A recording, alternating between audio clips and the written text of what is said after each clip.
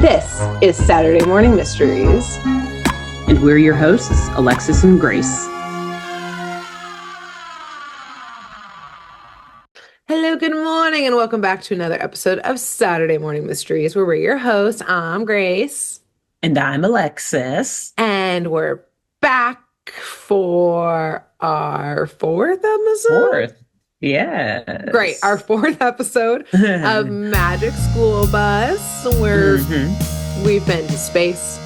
We've been to a different country, a different continent. We've stayed close to home, really close to home. We've been inside of someone. We went inside a kid.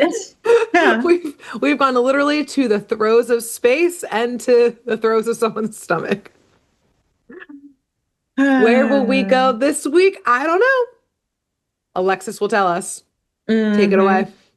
Well, yes, this episode has a lot of parallels to my previous episode where we literally went inside of someone, like you said, stayed close to home, and some parallels with last week's episode that you told, Grace, just like here and there, just like some of the lessons learned, some of the general themes and everything. So this week, we will again, though, stay close to home for our field trip. How close? In particular, how close? Pretty close. Maybe not as close as episode 2, season 1, episode 2, but still close. To clarify. And it's good that they're staying close to home because we learn at the beginning of today's episode that the kids have actually just returned from vacation. Oh. I don't know. I'm going to guess it's like spring vacation or something, because if it was summer, they would be alluding that like these kids have grown and are in a new class now. Oh, yeah. I don't think that's the case. Yeah, like maybe it was Christmas vacation, but it looks warm outside too. So I don't think it was like a holiday or winter vacation either. So we're going to go with spring break. They're just coming back. And for the most part, all of the kids are excited to be back at school, to reunite with their classmates, and to learn again from their favorite teacher, and to learn especially from all of her wonderful and wild field trips. But the excitement in the students is pretty short-lived, and it gets suddenly interrupted when Wanda, Arnold, and Keisha notice that their most recent class projects, which they worked on before the recent vacation, which were growing fresh vegetables and fruit in the class, they have now noticed that all of their vegetables and their fruit have changed since they were last there in the classroom. For example, in the case of Arnold's tomato, it's totally rotted. It's got like mold and spores and stuff. It's got like a big black spot and is like caved in a bit, and it's very gross and starting to stink. Wanda, who grew a carrot, the carrot's just like wilted and it's not like rotting, but it's sagging and just looks lifeless and spoiled. Yes, and sad.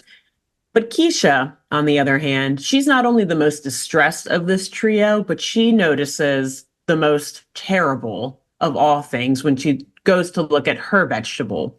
She grew a cucumber, but now she realizes that not only is her cucumber no longer there, not only does it appear to have been stolen, but it appears to have also been replaced with a single pickle in a jar. And so, is this jar just like in the dirt? No. Okay, so it's like a cover up. I should say, really bad cover up. Which I have a funny joke about that in a second about how like shoddy of a cover up this would be. But no, so what happened is these three also entered their vegetables into like a county fair or something like that, and they all won prizes. Yeah, so they're actually sitting on a cute. They already did. Okay. Yeah. So they've already been uprooted and harvested, etc. And they're sitting on pedestals. Keisha's cucumber won first place. Arnold's tomato, I think, was third, and Wanda's carrot was second. So, that's, they're not in the ground anymore or in any dirt. Yeah, they're inside.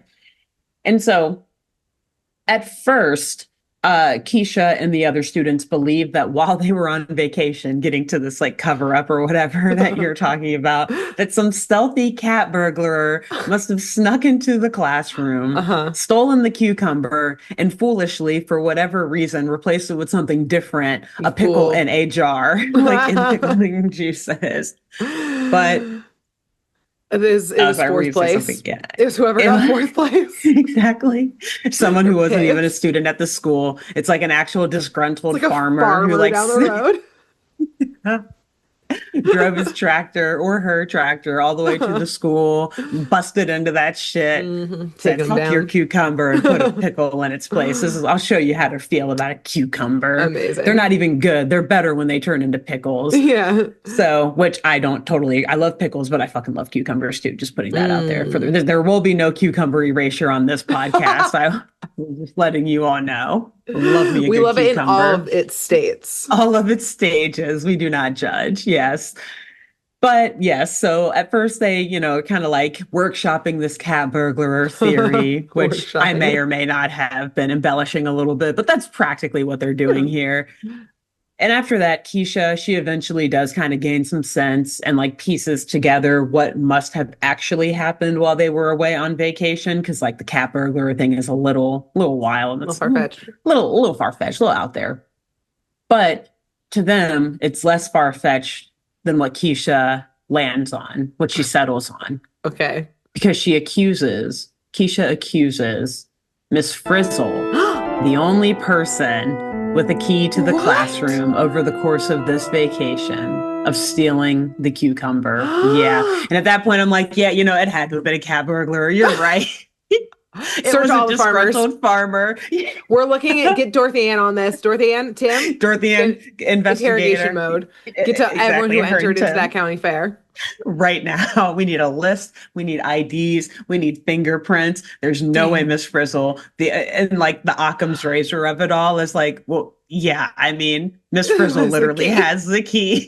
Like it's also, but there's no way, God damn it. If we recall in our first episode when we talked about Keisha, of like Dorothy Ann like loves her research, but Keisha wants to get like the cold hard facts and like via investigation. She's our future true crime podcast girly. So I'm like, tell me more, Keisha. Present your evidence in a 10-part series. And I love that you said that because those are literally like the personality traits and like the characteristics that those two in particular give off during this episode. Like you just nailed it.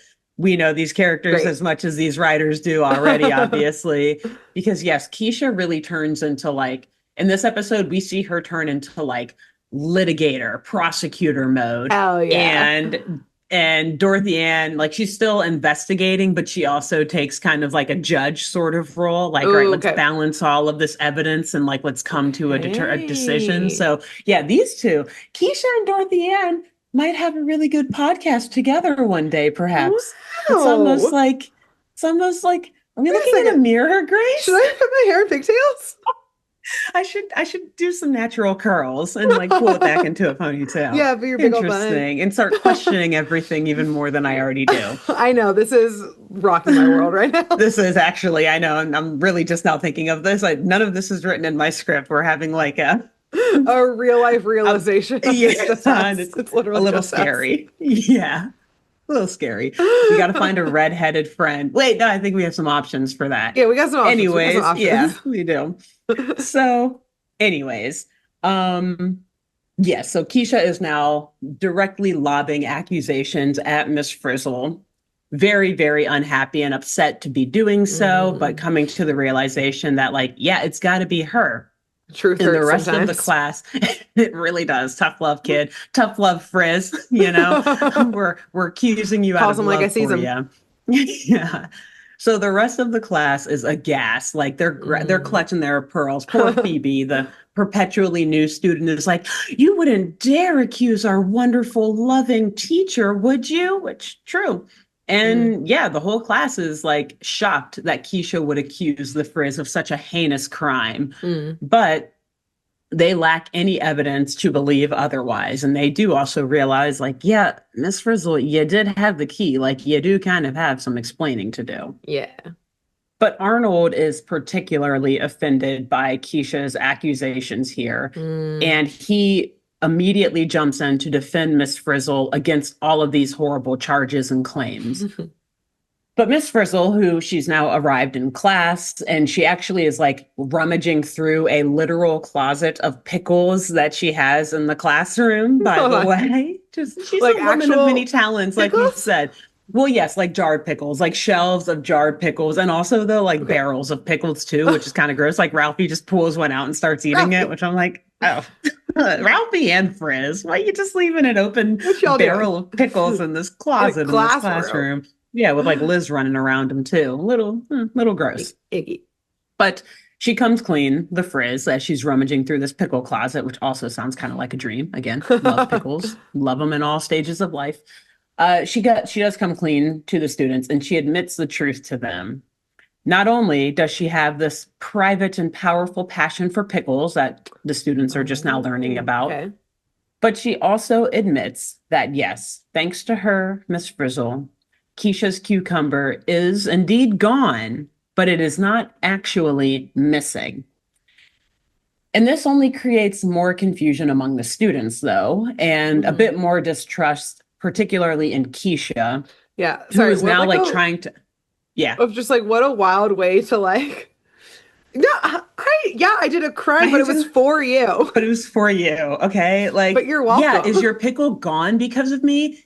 Or is your cucumber gone because of me? Yeah, but like, it's not I made actually it gone. better. I did it better, exactly. You're which welcome. is like, we'll get to all of that by Like, the end. just Exactly. like a wild, like you walk into like full accusation and you just gaslight everyone. I know, right? Like, I did this like for you. Maybe that's what being a teacher is, like to survive. You gotta gaslight those Especially kids. if students this young. Exactly. Yeah.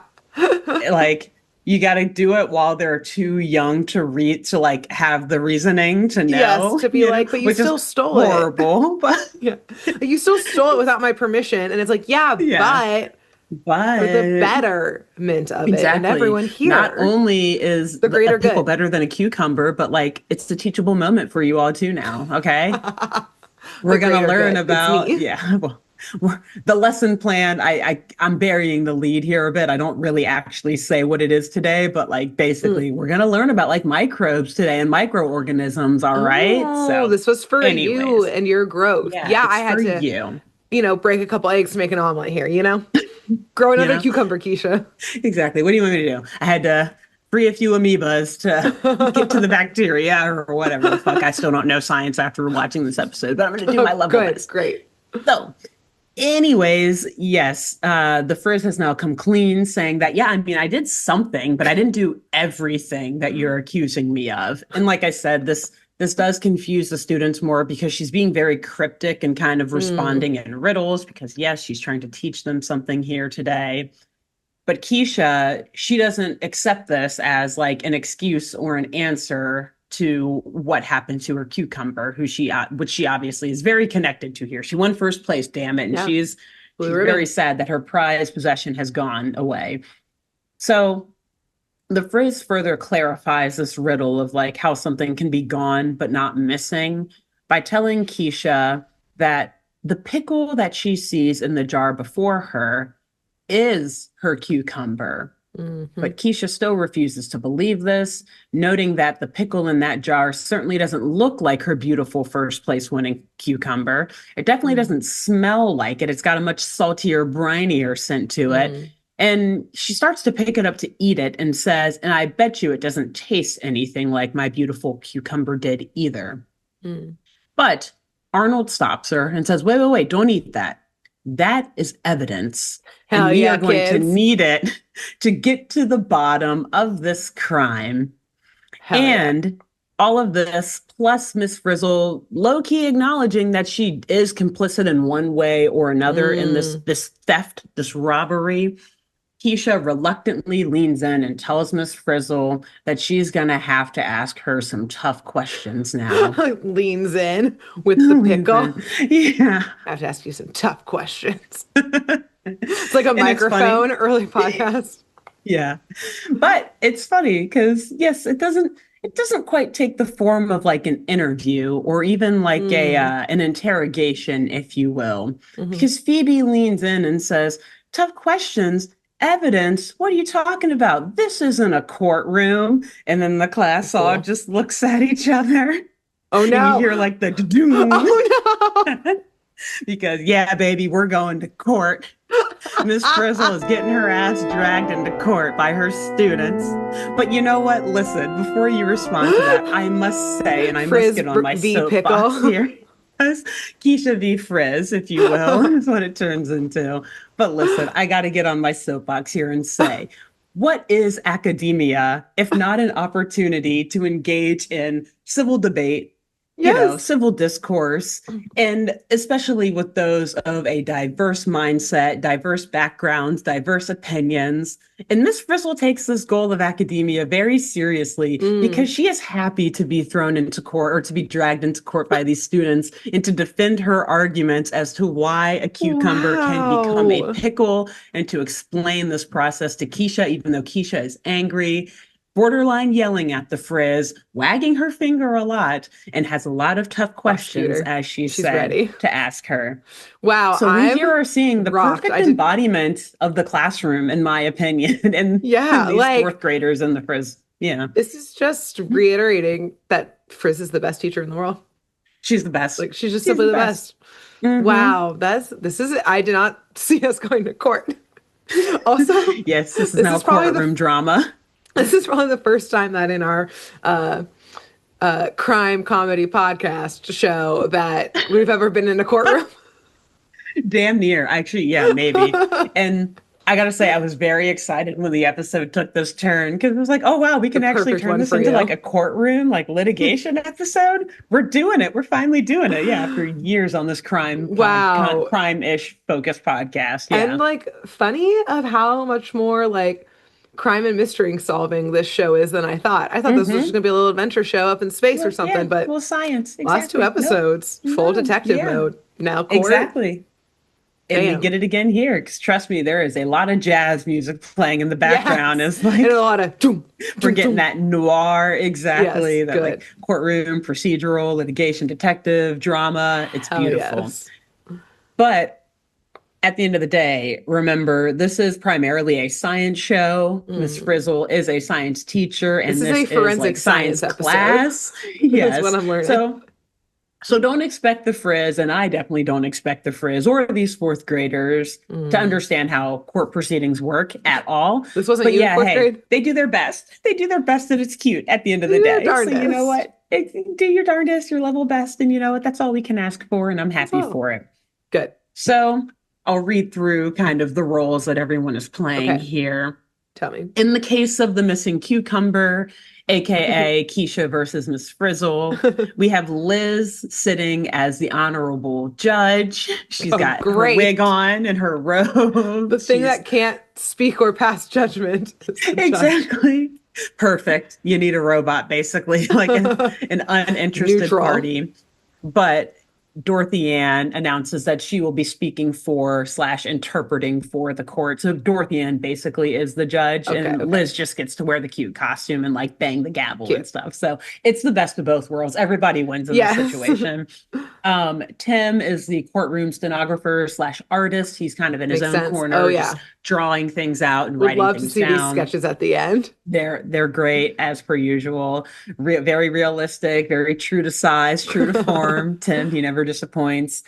Keisha is pretty much representing herself here, and she's like the prosecution. She's the one bringing the charges here. Represent yourself. Exactly. You know, hey, if anyone can though, it's Keisha. But still, generally, even if you can, still don't. So she'll learn. Because yes, Miss Frizzle, she knows, she's been around. She's been sued plenty of times. A lot of lawyers. She knows. She's like, I'm not representing myself. She tags Arnold to serve as her defense attorney. You know, here's the thing. He's clumsy, but he's not dumb, you know? That's true. He did know, don't eat the pickle, it's evidence. Exactly. Right. Yes. And he's dedicated. Once he has his mind set on something, he may trip on the way there, but he's going to get to that goal one way or another. Yep. And then lastly, we have the rest of the students, Carlos, Ralphie, Phoebe, and Wanda seated in the jury. Not necessarily a jury of Miss Frizzle's peers, but it's the best you're going to get. And I think she's so confident in her case here that she's like, I can win any jury over. I've got this. To take this out of classroom. On my side. We need a different district. Dude, it's so funny. At one point, Arnold does actually say, like, Miss Frizzle, you don't have to answer these questions from Keisha. You can order this whole classroom be dismissed if you want. It's so good. Yeah. Hell, They really yes. get into it. So the case begins with an opening statement from the prosecution, aka Keisha, telling the court that she intends to prove that Miss Frizzle took her prize-winning cucumber and that she did not, less or even less so, that she could not turn it into a pickle. Miss Frizzle, she interjects at this point because Keisha is not done with her statement yet, but Miss Frizzle starts clapping and applauding Keisha, saying, "Great job, you're so right." And she's like, "I intend to prove the same thing. I just love it when everyone agrees." Oh no. Order in the court. Liz, where's the Literally, gavel? that's what happens. Liz starts banging the gavel. If you get one brings more order to the outburst, court. Riz, you're out of here. Because Arnold has to cut in, like, "No, don't say that, Miss Frizzle. We're trying to prove your innocence." And so then it does get crazy. The jury is like murmuring and whispering, like, "What? Did she just say she's guilty?" Blah, blah, blah. God, oh my God, Liz she's is banging admitted that it? gavel. And yes, Liz then allows Liz/Dorothy Ann allow Keisha to continue her opening statement. So Keisha gets up from her seat and she approaches the bench with a pickle jar in one hand and a cucumber in the other. And she looks at the judge and then looks at the jury. And she asks them if they can possibly believe Miss Frizzle's claim that these two items, this pickle and this cucumber, are one and the same. She's like, "Miss Frizzle would have you believe that these..." She's so confident. She's so good. Yes. So confident. But I ask you, do they look the same to you? And then Dorothy then allows the defense to make their opening statement. So Arnold, for some reason, I imagine up. that like Arnold is like a Southern, like a Southern Low-key. lawyer. He's Like, got, so he a doesn't tan suit on. doesn't do the voice. And yeah, like they're all wearing their clothes, but he has those vibes. Like That's what Keisha I'm is definitely like picturing. New York City prosecutor, in your face, tough. Arnold is like distinguished, one hand behind his back, one in the air. Miss Frizzle, The other hand on I his might vest. add, yes, exactly. Like goes back and forth between that. Very handkerchief. distinguished, yes. Southern lawyer sweating and heating the courtroom without the accent. Okay. So, yes, Dorothy Ann allows them now, the defense, to make their opening statement, and he stands up and tells the jury and the court that he will prove without a doubt that no crime was committed and that Miss Frizzle is innocent of all charges. Whoa. And then he leans into the Frizz and is like, "Right, Miss Frizzle?" Well, you artisan, right? We should have had our meeting beforehand. Right. We should have talked about this before. But anyways, and the Frizz is like, "Well, I already told you, Arnold, I did take Keisha's cucumber." And he's like, "Shut up." Yeah, but I did not change it into a pickle. And yes, he basically like puts his hands in his hands over his face and is like, "Oh my God, we're so fucked." And the Frizz then gets up and she finishes the opening statement for them. And in this, she drops a whole new bombshell of evidence onto the court and to the jury, which would definitely be against civil procedure rules, but whatever, just Yeah, saying, or you even gotta have criminal that procedure rules. beforehand. You got to disclose all that stuff to the other party beforehand. But anyways, she drops a bombshell onto the court and she takes over these remarks, telling the jury that although she did not change the cucumber into a pickle, she knows who did. And her pickled-shaped Classic earrings. defense. It wasn't me. It was someone Exactly. else. It wasn't me. And I know. And I can tell you who it is. I will sing like a canary. I can point at anyone and everyone. You just tell me when. But yes, at this, her pickled-shaped earrings then light up as she approaches the bench, telling the court that it wasn't her, but it was members of a small gang. And everyone is like, "A gang? We got gang violence up in this classroom? School? What the hell This worker is going on?" Do tell more. And the Frizz continues saying that this is a small-time gang with big ideas. And yes, we've got a lot of heavy jazz music playing in the background. Exactly. And her voice gets nice and sultry as she explains this. very, very, transatlantic sort of accent. Small town gang with big ideas, you see. And this is a tiny, troublesome crowd of two-bit thieves known as the Microbe Gang. Microbe gang. That's good. That's really good. Mm-hmm. And even though these gang members, they hang out in a lot of places all over, they're really hard to find because, and she leans into the jury, they all invisible. lean back. Why? But yes, no, they are hard to find because they're invisible. And at this point, the jury is starting to think that the Frizz is losing it. Like they're invisible tiny gangs. Arnold's like, yeah, we can work with it. We can work with it. Yeah, like keep it going. Like really lean into it. Do not make it questionable that you believe this to be true. So, yes, they're like invisible tiny gangs. Really, we think the Frizz actually might be out of her mind on this one. But the Frizz then clarifies to the jury that this gang, these members of the gang, they're invisible because they're too small to be seen with the naked eye. But every second of every day, they're busy changing the world that we live in. Mm-hmm. So Keisha again finds Miss Frizzle's claims to be dubious, and she asks her how she can possibly prove what she's saying if this supposed culprit is way too small for them to see. It's like, sounds convenient, right? Yeah, right. I don't know about this one, Miss Frizzle. We need some hard evidence. And yes, hard evidence is exactly what Miss Frizzle would love for the class to get, because she then announces through Arnold basically that the group is going on a field trip to find that hard evidence and to answer all of their questions about these tiny invisible creatures. To the scene of the crime. Exactly, which is a real thing that they do. There are some, which I love too. Like if you read like true crime books or things like even fictional accounts or like autobiographical accounts of different court cases. I always love the ones like when they actually take them there. Like, exactly. Like I think it was like an Aaron Brockovich that happened. Cause you like can't bring some natural resource into a courtroom. And it's just so cute. It's like a jury field trip. And like they have very strict rules that they have to follow when they're there. They can't just, like they have limitations of what they can say. It's just, it's so fascinating to me, like in high profile cases like that, like when juries do have to do that. Actually effective, like when you do it and why. Yeah, exactly. And I feel like I'm not even going to say that because I'm going to jinx myself. I would imagine that jury members love the opportunity to like leave the courtroom and to like go out in the open and like look at things and kind of see the case from a different angle. So for me, I just I get excited for them that they get to do that. Oh, it's like you're a lawyer. And yes, that is exactly what happens in this episode. And so it made me love it even more. Good.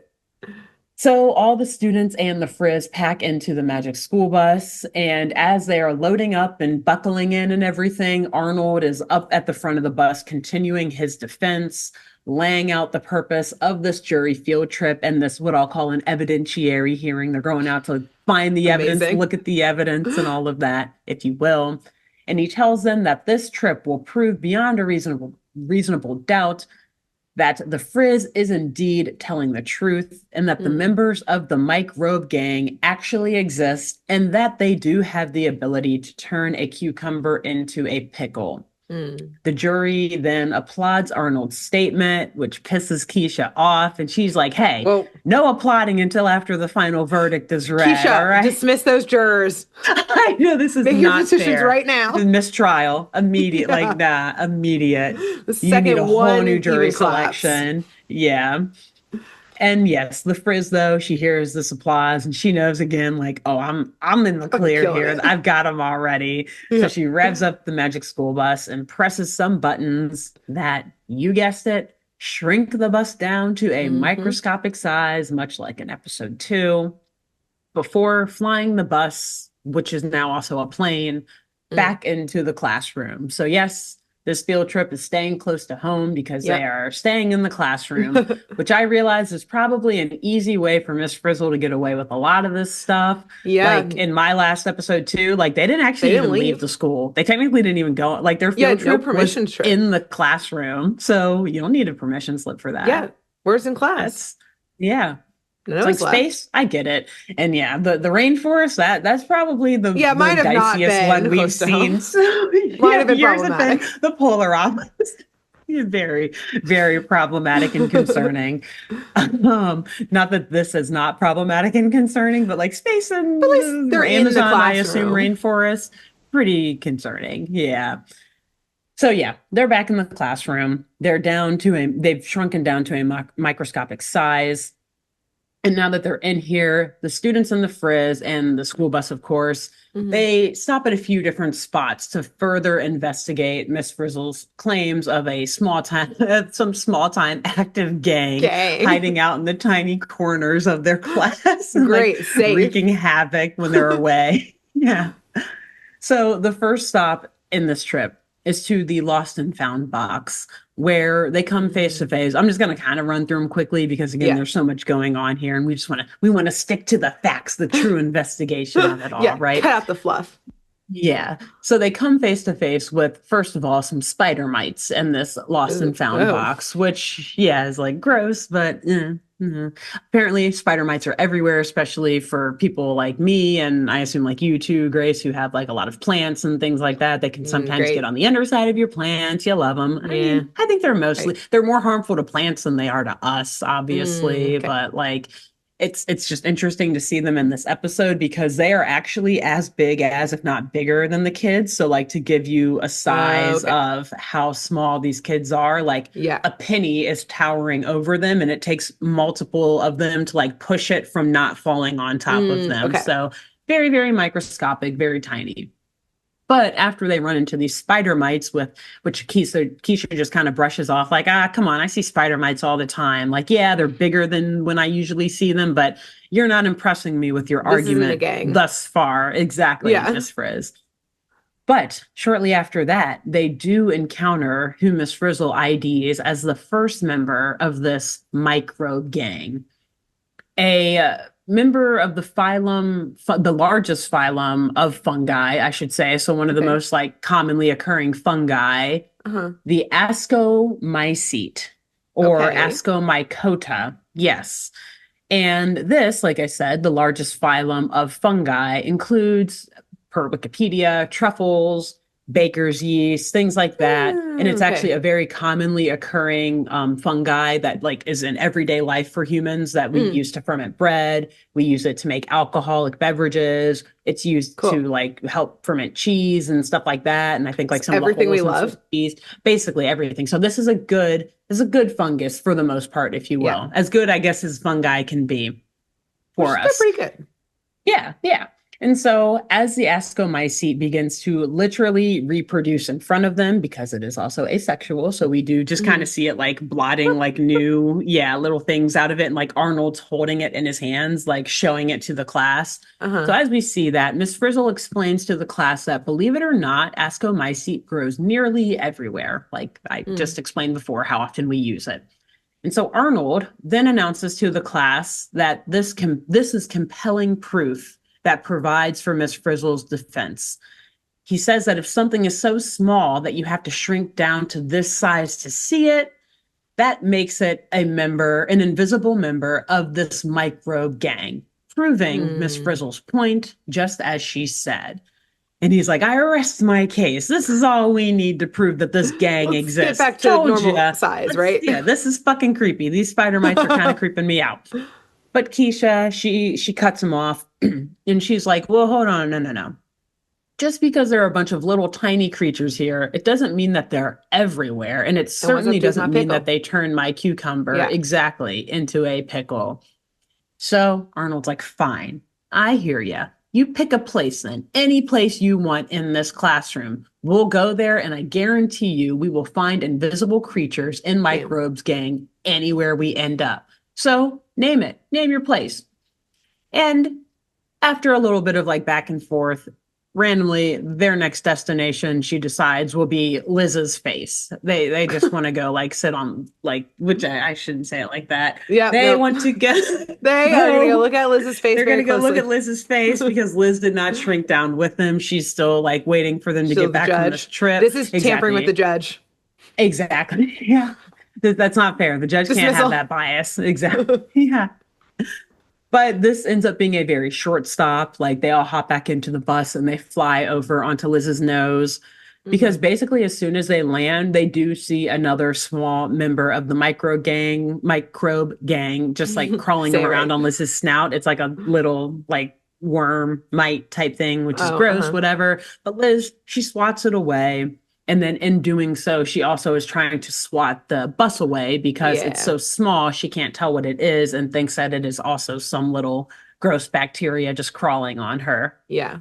So, like I said, it's a short stop because the magic school bus has to, almost as quickly as they landed, fly the fuck out of there to avoid being smashed by one of Liz's claws. This makes sense. And having to flee Liz's snout in a hurry, they find themselves then crash landing into the water dish of a nearby cage of a creature that happens to be taken care of by this class. Alexis, it's been so long. You know it, damn it, Since Grace. you It's found been them. so long since I've talked about hamsters or rodents on this podcast. And Gerbils. Grace, When's the last time we saw one? Are we in a what are they called again? What are their habitats called? A habitrail. Yes.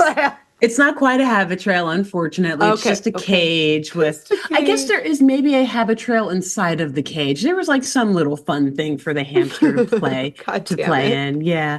But Grace, I literally have in all capital letters here in my script. Of course, I found a hamster episode, Grace, with 3 exclamation points. Right. We've never seen this hamster before. Liz erases the hamster from every episode. Like she does.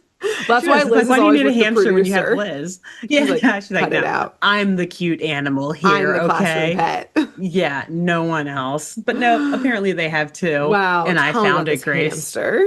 I mean, that's it. That's it. Do we That's see the it? only line. Yeah, we do at one point, but like in a menacing sense. It is cute. It's cute, but it's so much bigger than them. Yeah, because they're like microscopic and they've landed in this bowl, which I'll talk more about in a second. Yeah.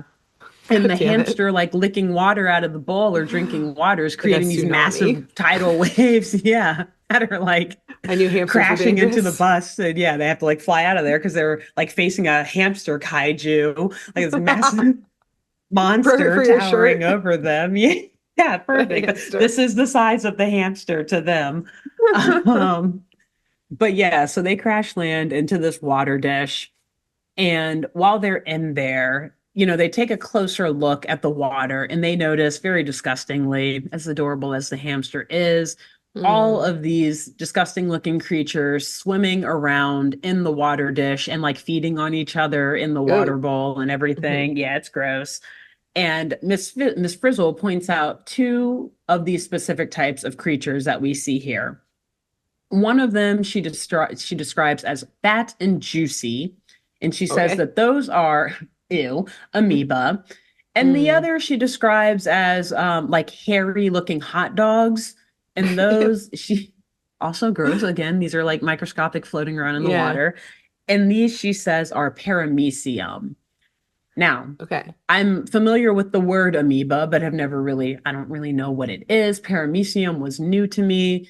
So one sentence on each of them from Wikipedia, not to explain what an amoeba is per se, but it seems like they're kind of not totally describing it correctly here. Miss Frizzle isn't, because per Wikipedia, amoeba isn't like its own, a taxonomic group is the word, I guess. Like it's not its own type of organism, like mammals or like elephants or anything like that. Like it's something that is actually found in organisms. Like I think it more so describes like the shape or function of a cell in an organism rather than being an organism itself. So I was like, well, what's that doing here? But whatever, I don't know. That's the most I can say. And I'm not going to question Miss Frizzle because I don't want to be in court next against her. And then on the other hand, though, paramecium is, I think, an actual bacteria that's like widespread in freshwater, brackish water, like marine environments and is common in like stagnant ponds and like water basins and stuff like that. So that's real. And for whatever reason, these amoeba are eating the paramecium in this episode. Do they do that in real life? I don't know, but I'm not going to question Miss Frizzle. Who knows? So the Frizz She then tells the students that these creatures are indeed more members of the microbe gang. Okay. And she tells them this just as these creatures begin to violently attack the bus and swarm the bus and start to, or at least attempt to attack the children as well. Oh, great. Okay. And so they again, as the hamster is also coming in to drink more water and sending these waves over them, it's just chaos from all angles now. Yeah. And they decide to get the hell out of there. But before they actually soar out of the water, they realize that now that they've seen members of the microbe gang in multiple places throughout the classroom, right? In the lost and found box, on Liz's face, and now here in the hamster dish, Arnold's like, hey, I'm ready to call this case closed. Let's wrap up this field trip before we die, which we're about to do, by the way. It seems to me like this microbe gang is a real thing and it's all over the place, meaning it's probably also on our vegetables or something too, Keisha. That explains us all. But Keisha raises a good question before Arnold can shut this whole case down. She says, if these invisible gang members are in the hamster's water, and they aren't changing the hamster into something else, how does that explain exactly? How does that explain how they changed my cucumber into a pickle? Yeah, you're just pointing and saying invisible things exist, but you're not connecting it. Exactly, but you're not saying invisible things committed the crime. It's cause or correlation is not causation, Arnold. Exactly. We need the causation here. We need the causation. Exactly, at best. All right. Yeah, it's at even. Best. Even. Jeez, Arnold. Where'd you get your law degree? Yes. As if. As if. So Arnold, he accepts Keisha's argument here. He's like, fine, you're right. Maybe I'm just trying to not die right now and get us out of here. But fine, we can go somewhere else. And he looks over at their vegetables on the pedestal, and he realizes that the next place that they should go, and then, is to his tomato, which clearly is grossly rotting and looks like something has gone wrong with it. And he knows that that is where they will be able to find an answer to all of their questions now about how these invisible organisms are impacting their foods. Okay. So they fly the magic school bus out of this water dish, and they fly it on over to these vegetables, and they land right on this stinky, rotten tomato that is like smushing underneath them. And you've got the disgusting like fumes coming out of it and all sorts of stuff. But once they land on the tomato, they realize that to really get a good look of all of the invisible gang members on the tomato, they've got to shrink down even more. So they go fully microscopic at this point. And once they do, they see that, fungus is everywhere. This place has been taken over. They're in like a wet crater in this tomato that like the bus is sinking into. It's disgusting. And since it's so wet, Miss Frizzle, she instructs the students to put on their scuba suits and hop on out. Oh no, that's nasty. So that they can not only like step through and walk through all this mush, but like, go ahead, swim around in it a little bit. Really get a good sense of what's going on down there. What caused Arnold's tomato to rot so horrendously? So the group, they approach a growing and quickly spreading spore of fungus that is just like slowly taking over the surface of the tomato. And we see like it's stretching this like system of black roots almost of just like fungus throughout the tomato, and is like growing and expanding more and more, dropping gray, dark spores along its path that are just like kind of poofing open and like extending the roots even more. Yeah. And so the Frizz, she tells the students not to worry about all of this as the fungus is like pretty quickly creeping closer and closer to them though, and to the bus. It is like, it's fine, it's natural. Actually, I think that is like what she said. She's like, it's a natural step in, or it's a step in nature. And the fungus is doing exactly what it's supposed to be doing. True. And I forget which student asked this, but they're like, but what if it gets to us? Like, does it want to eat us like it's eating this tomato? We're not natural and supposed to be here. Exactly. Exactly. Like, we're not part of nature in this scenario. In a sense, yeah. Yes. So The Frizz further explains to the students, then again, to calm them down, like, it's cool. Like, these are just more members of Microbe's gang. And as I've said with the rest of them, they can only be viewed when shrunken down to this size, or, as I think Phoebe asks, through a ridiculously high-powered microscope. And so Keisha, well, she's beginning now to see the light and to understand, like, okay, we've seen them in the Lost and Found. We're gonna have to settle. Shit, fuck. Gotta save my reputation. Calling their insurance company right now, like, okay, guys, I've got some bad news. Change of plans. Yeah. What is the limit on our settlement insurance here? Because we might have to start real quick. My case is falling through the cracks of this rotted tomato very quickly. It's sinking through this tomato. So yes, she realizes, goddamn, these microbes are everywhere, literally in the class. But literally last ditch effort, Hail Mary argument here. She's like, we're still not on my cucumber though. Like, I get it. My cucumber isn't rotted. It's a pickle. The yeast was in that shit in the Lost and Found box.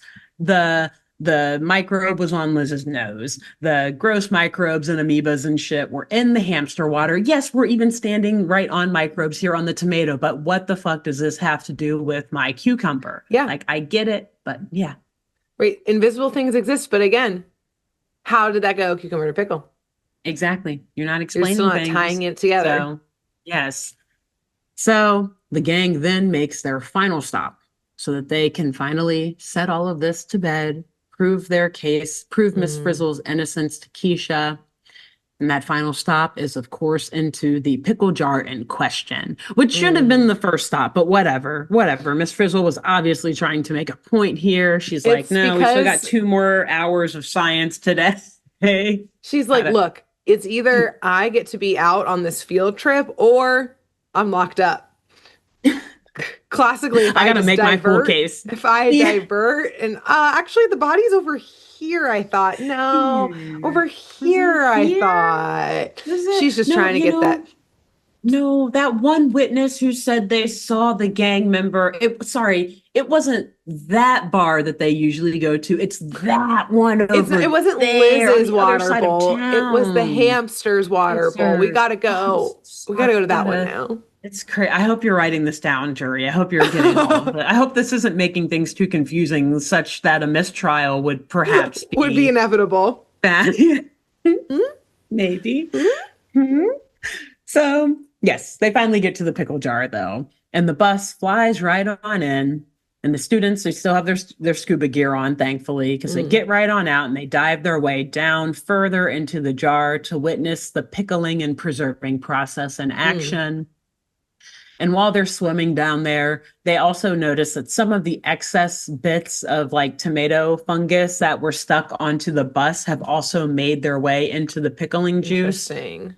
And so some of the fungus is like trying to attach itself to the pickle and like swimming or like floating through the water towards the pickle. Yeah. But the students notice something wonderful happen. They notice that as the fungus tries to latch onto and eat away at the pickle, it's instantly killed and attacked and then brushed away by another type of bacteria that's floating around in this pickle jar, naturally doing its job to protect and preserve. And the remaining bits of fungus that have also floated down through this jar, they're unable to withstand the pickle juice and the bacteria inside of it. And they eventually just all kind of dry up and shrivel and die and float towards the top of this jar and start to disintegrate away. And then only moments later, due to some background plot clumsiness that Liz is going through up on like the real world surface or the regular size world surface, she accidentally bumps another cucumber into this pickling jar. Oh, okay. And so the students are now able to see the way that the bacteria and the pickling juice reacts with this new cucumber that has just kind of entered the situation. This is such a corrupt judge. She knows what she's doing. So corrupt. Decide from the beginning, she knew Miss Frisk couldn't be found guilty because he was Oh going to yeah. take care of her then. She's like, oh, let me just push this pickle in here to Oh prove to no. you. Achoo! Achoo, bump. Oh no, I'm so sorry. Oh, what an accident. But yes, so the students, they do have to like swim out of the way as this cucumber is like careening down to the bottom of the jar. But once they swim to safety, they see all of the pickling bacteria swarm towards this new cucumber. Mm. And at first, they think that the bacteria is attacking the cucumber, which confuses them because they were like, wait, it just attacked the bad guy, being the fungus, but now it's attacking the good guy, the cucumber. What's going on here, Miss Frizzle? And so she explains to the students that no, the bacteria is actually helping to preserve and save this cucumber, just like it did when the fungus tried to eat at it a few minutes before, or tried to eat at the pickle at least a few minutes before. And so the jury is piecing all of this information together, realizing like, okay, fungus is bad because it rotted Arnold's tomato. But when fungus was met with pickling juices, the pickling juices kept it from rotting the pickle. And even when a new cucumber came in, those pickling juices kept it from rotting the new cucumber, just killed all the fungus. And so the jury realizes that but for this pickling juice, the cucumber would have just rotted like Arnold's tomato and like Wanda's carrot. And they now realize that the pickling juices and the bacteria inside of it actually stop things from rotting and they help get rid of fungus, thus preserving things. And in this case, turning them into a pickle, which, as we said before, and which, as Miss Frizzle says now, the pickle will last much, much longer than the cucumber will. She says, you're welcome. You're welcome. Which, yeah, oh, trust me, there's some thanks that are given in just a moment. Just Keisha has to basically fall to her knees and forgive Miss Frizz here. Yep. But yeah, the Frizz then identifies these remaining bacteria in the pickling juices as the final members of the microbe gang. They may be small, but they make big changes in the world around us. They're constantly working to change things. And what they are called, she finally says now to the students, are microbes. And it's kind of funny because, like, to me, it seems like the students know what microbes are. Like they've already started this lesson or something. I guess they're just getting back from vacation. They're familiar with the words though, because as soon as she says microbe rather than robe, Dorothy Ann's like, oh, like microscopic. Oh yeah. Now I know what you're saying. It's like, Dorothy, really? This judge is also corrupt. She wasn't fucking listening this whole time. I was like, well, so yeah, she cannot hear. So we need to. We have one judge who doesn't know how to talk and another judge who clearly doesn't know how to listen. So we're screwed. So, yeah, are they sorry, Supreme Keisha. Court justices? Crazy. Yeah, it's a perfect encapsulation of the real world, how court works. Or at least how like panel courts work. Yeah. So yes, these tiny, invisible, microscopic creatures are clearly the cause of Keisha's cucumber. That was a lot of K sounds and C sounds. Did not even realize that until saying it out loud. But yes, they caused Keisha's cucumber to turn into a pickle. Arnold then tells the students, he gives his closing argument here. Members of the jury, you've now seen with your own eyes that all around us is a world full of invisible microbes, including, and he's got a slideshow here too, amoebas, paramecium, asomycetes, fungus, which also, like I said, asomycete is a type of fungus, so this seems a little redundant to me, but whatever, but it's cool. And last but not least, pickle bacteria, which they don't name in this, so I'm not sure what actual. All these technical names and then just pickle bacteria, but not that one. And to be fair, that's the one other than I guess ascomycete that I would be most interested in learning about because I love pickling stuff. And I'm like, well wait, what kind of bacteria? It matters for is this that? case. Yeah, exactly, because it's literally the one that most clearly changed the cucumber. But whatever, Miss Frizzle's like, I need to.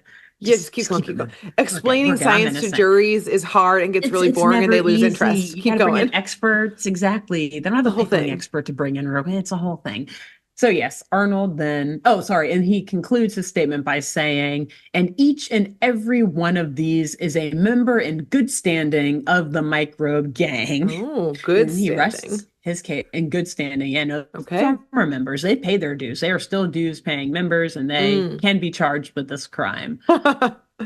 So Arnold, he rests his case, satisfied both with his new understanding of microbes and with the jury's response to the evidence that was presented to them. Mm. And the students and the Frizz, they decide to wrap up their field trip. They pack all back up into the magic school bus and get out of their scuba suits. And they return to their normal size, ready to hear the jury convene and read out their final verdict. Okay. Mm-hmm. How long is this And of deliberation? course, 30 Weeks. seconds at best, which is a very good sign for the defense, by the way. Like, Oh yeah, Frizz is like kicking back. I got this. She's already writing the next lesson plan. She's not Yeah. even listening. She's eating a pickle. So- Probably, actually, I think so. So, yes, of course, the jury finds the Frizz innocent of all charges and immediately lays blame on the microbes for turning the cucumber into a pickle, saying, Frizz, you're good. We know who really did this. Too bad. It's convenient that it's something that cannot be arrested, though. And also something that cannot face justice. and that they decided to not convict on any of the charges, even though she's admitted to Yeah. stealing still. Yes. She did admit to But- one crime. Yes. They And overlooked.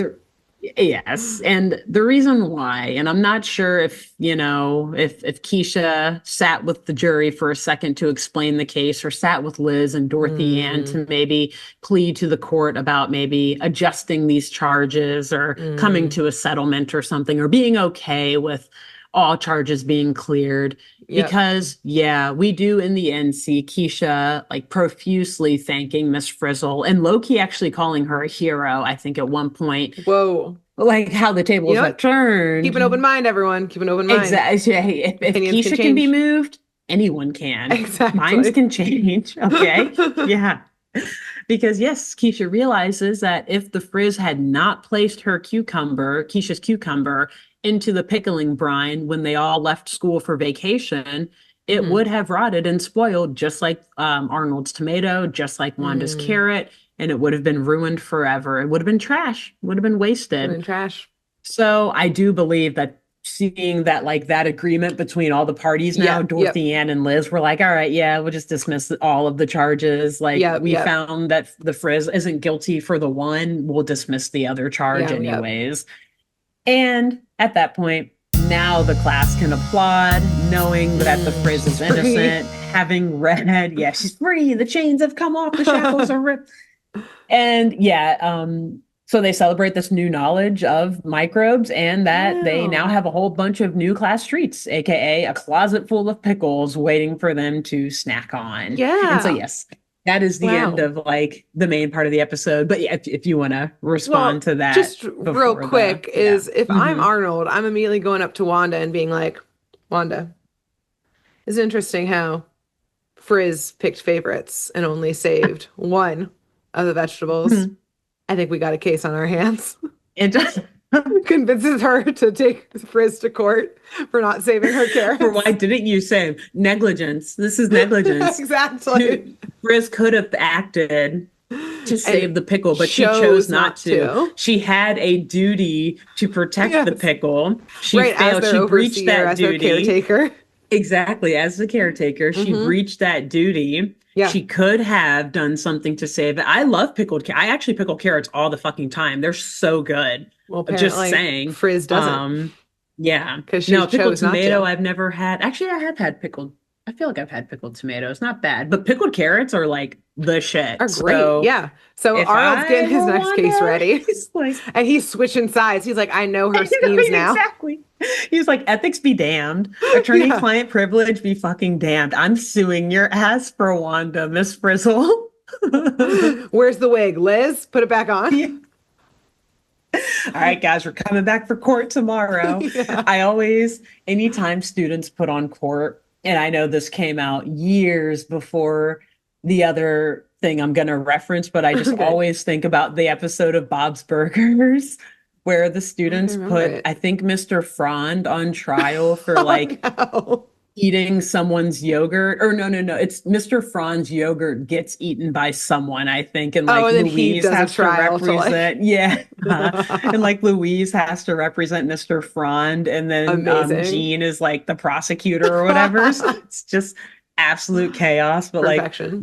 It's probably the best courtroom drama I've ever seen on TV. That one episode of Bob's Burgers, and I always think of that now. You're a lawyer, when so stuff like this happens. I know. I've got the experience. Never argued a court case in court a day in my life, but hey, I watch a lot of cartoons. So. Exactly. But yeah, so that's the end of the main episode, and then we get the Ask the Producer. Yes. Which again, today's episode, the producer is again the male producer who was Malcolm Jamal Warner. And we talked about last week. Rest in peace to him. Yes, he passed away a few weeks ago, as of our release of this episode. But he gets a call from yet again another actually little kid. I think this one's a little girl. And he basically just explains to her like a whole bunch of other microorganisms that exist in our everyday life, and how most of them are actually harmless and helpful. Like I talked about earlier, like there are microbes that make holes in Swiss cheese, which I love Swiss cheese. So love that microbe too, I guess. Yeah. Thank you. They're all over us. They're everywhere, right? There's bacteria that turns milk into yogurt and sour cream. And I also love yogurt and sour cream. Funny, I don't like milk that much, but I eat Greek yogurt every fucking day. Sour cream is great. And then there's, yeast that makes bread and pizza dough, which again, they had to find a way to get pizza in this episode. I swear to God, they think that kids care about nothing more than pizza. They're like, if you mention pizza, the kids will remember the fact about it. Yeah. And they're right. They're right. Because that's actually, that resonates with the girl who's calling in. She's like, I love pizza. I know exactly what you're talking about. And that's basically the end. Amazing. Wow. Great work. I'm thrilled to watch this courtroom drama. I cannot wait. Incredible. It's incredible. Wow. Great work. So, Judge Liz. She's great. She's got the wig on. Instead of the white wig, it's a Judge Judy wig on Liz. I love it. Oh man, I love it. And I love Judge Judy so much. I'm sure that as a person, there's so many things I disagree with her about, but she's a freaking icon. Truly. She's the best. And put in the work. I love that you just name dropped her too, because I just saw something of her online where she was wearing like a white suit and a white fedora. Judge Judy was. Hell yes. Yeah, it's like, hell yeah, sister. Yes, that's what Liz is wearing after she takes those robes off.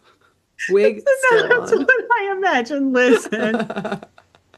Exactly. And it's so good. Yeah, it's great. So Judge on Liz, that note, who should the wonderful listeners and viewers tell about this show and or podcast? Don't say it. No, I'm going to go with my original one. Okay. I'm going to go with one I came up with before I thought of Liz in the Judge Judy wig. Yeah. Which was, so I can let you have that one. Thank you. Tell your fermenting friend. I don't know if you have a lot of friends who do a lot of fermenting. We do, whether it be, making their own beer, pickling their own things. Yeah, starters, kombucha, sour, all of the above. There's various types of fermenting. So tell a friend who ferments about this episode. They probably know every single one of those microbes, including the pickle microbes, the pickle bacteria. Please explain it to us, because this episode didn't explain it, and I would like to continue pickling things with knowledge of what science I'm doing in the process. Exactly. And who else should they tell, Alexis, about the show? Let me think here. You should tell Judge Judy. Hell yeah, please tell Judge Judy. Please about tell this her. podcast. Tell her, ask her, did she resonate with Liz in this episode whatsoever? Yeah, listen to the banter. She resonated with us, me and Grace. Was she an annoying 30-year-old at one point too? 30-something? She absolutely was, obviously. Probably. Yeah. If you're a judge, then at one point in your 30s, you were annoying somebody for sure. Everyone. And I mean that endearingly. You don't get to that place without cracking a few eggs, as Grace said before. Exactly. So breaking a few eggs. Great work. Great job. Thank you. And until next week. Bye. Bye. Thanks for tuning in to Saturday Morning Mysteries. If you enjoyed this episode, please share, rate, review, leave us a like, and drop a comment. We post episodes every Saturday and bonus tune tangents whenever we feel like it. So please subscribe so you don't miss the shenanigans. And if you want to follow us on YouTube, click the bell under the YouTube subscribe button to receive notifications when new videos are posted. And if you want to subscribe to the podcast, we have no idea what you're listening to us on, so just hit the big subscribe button on whatever app you're using. We believe in you. Give us a follow on Twitter and Instagram at SatmornMist, all the abreves, and let us know if you have any episode or show requests by emailing SaturdayMorningMysteries@gmail.com. Thanks to Jenna Kendall for the logo design and to Ava Sakiki for the music used during this week's episode. See y'all groovy kids next week on Saturday Morning Mysteries.